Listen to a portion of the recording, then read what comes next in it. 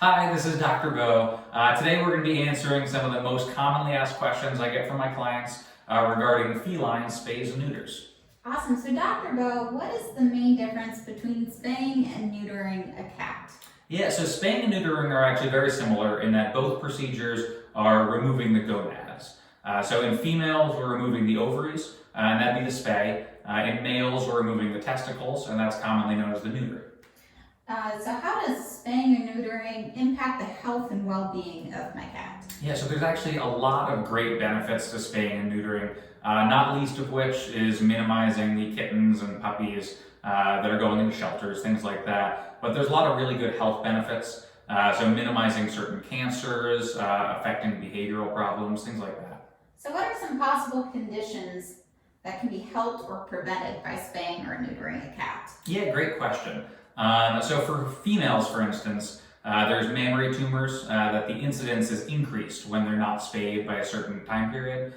In males, testicular cancer rises, as well as prostate disease when they're not neutered appropriately.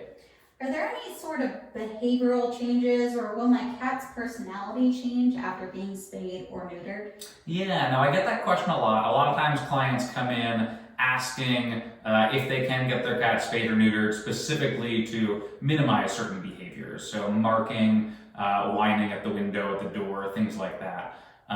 So certain behaviors like that are driven by libido. So they're searching for a mate. And if we can spay or neuter at the right time, those behaviors can diminish or fully go away. Sometimes if we wait too long, those behaviors become a learned behavior.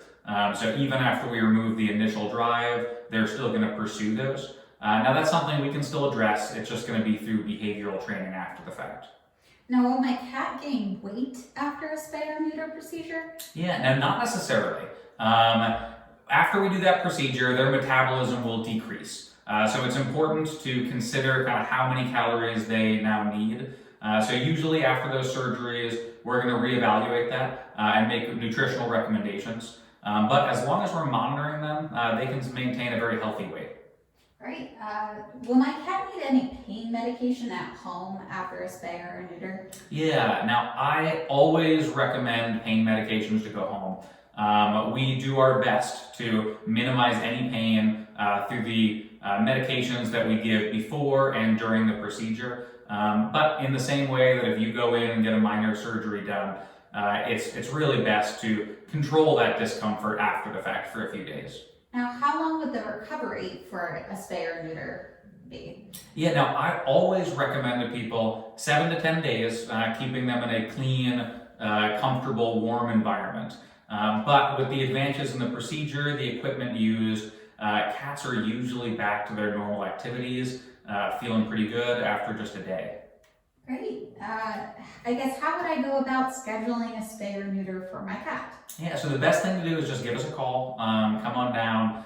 We can look at your cat, make sure they're going to be a good candidate for that procedure, and pick out the best time frame to perform that. Awesome. Thanks so much, Dr. Bo. Appreciate it. No problem. Have a good one.